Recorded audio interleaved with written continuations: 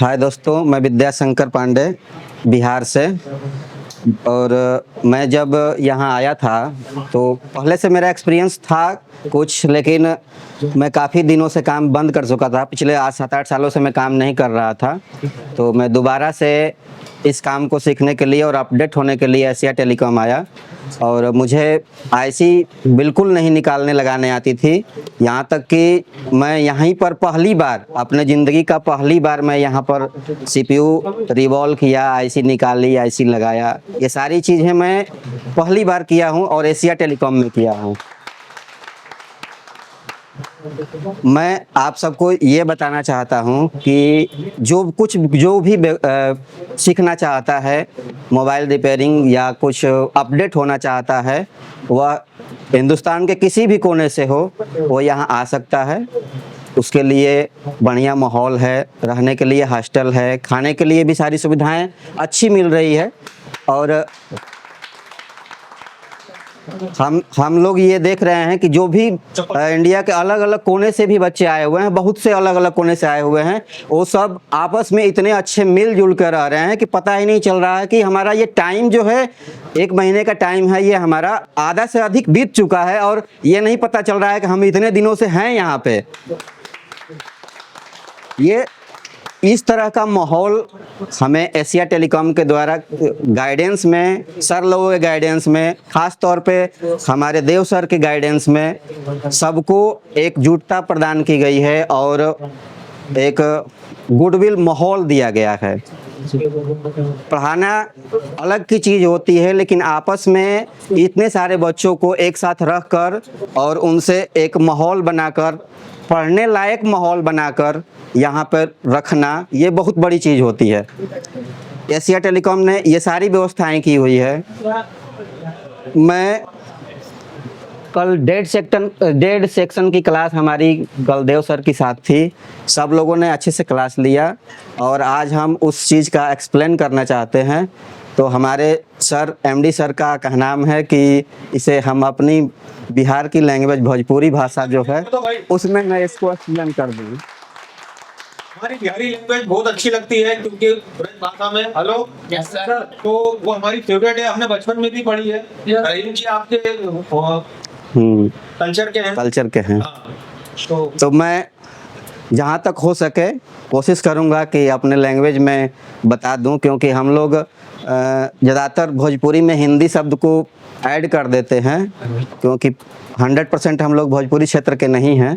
भोजपुरी क्षेत्र से वो हमारे संतोष जी हैं, वो 100% भोजपुरी क्षेत्र के हैं।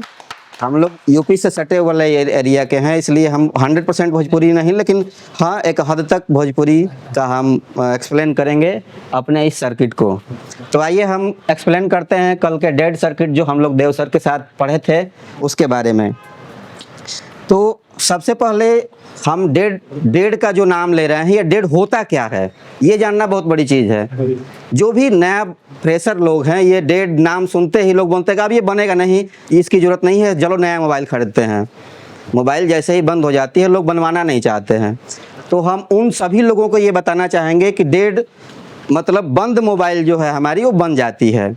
वो हम यहीं पर आके उस चीज़ को समझे हैं। इससे पहले हम भी अपने यहाँ यही चीज़ मान के चलते थे कि ये डेड बनता नहीं है, इसे लौटा दो, कोई बात नहीं, दूसरी जो मोबाइल आएगी, जो स्पीकर प्रॉब्लम आएगा, माइक प्रॉब्लम आएगी, हम उसे ही बनाएंगे, डिस्प्ले लगाएंगे, सिर्फ इतना ही हम मान के चलते थे। लेकिन यहाँ आने के बाद हम ये एक्सप्लेन कर पा रहे हैं कि नहीं, हम डेड सेक्शन को, मतलब डेड मोबाइल, जो मोबाइल बंद है, बहुत बड़ी चीज़ है, जो डेड मोबाइल बंद है, हम उसे बना देंगे।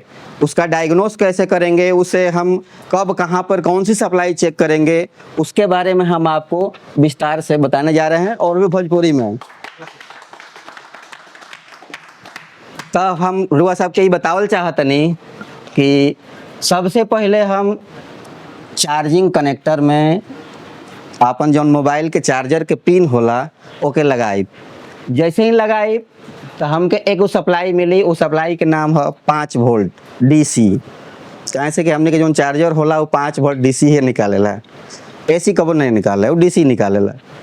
5 वोल्ट DC जौन बा तो ना के हमने के एगो IC लागल होला, और IC के नाम है DC to DC IC। वो DC वो डीसी टू डीसी आईसी के हमनी के अपना भाषा में चार्जिंग आईसी कहनी जाए। और वो चार्जिंग आईसी में जैसे ही सप्लाई 5 वोल्ट के मिलेले तो वो चार्जिंग आईसी सेंस करके और वो सप्लाई निकाले ले। वो सप्लाई के नाम है VPH सप्लाई। हमने के ओकरा के अपना बोलचाल भाषा में कहनी जा कि जौन 5 वोल्ट के सप्लाई आई ओकरा के हमने के 4 वोल्ट में बदल देनी जा। वो 4 वोल्ट में बदले खातिर एगो क्वाइल लगा रहेला।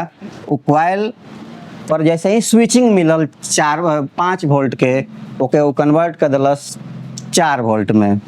एक बाद प्रोटेक्शन सर्किट लाग के चल गई हमनी के पावर आईसी में। पावर आईसी में सप्लाई गईला के बाद पावर आईसी वो सप्लाई के सेंस करेला। सेंस कैला के बाद वो पावर आईसी बतावल चाहेला चार्जिंग आईसी के कि हाँ अब सब कुछ ठीक बा। तो ओकरा खातिर एगो system okay volt charging IC के देला। चार्जिंग आईसी से जब पावर गुड वोल्टेज 1.8 मिल जाला पावर आईसी के, तब ई पावर आईसी आपन वोल्टेज बनावेले।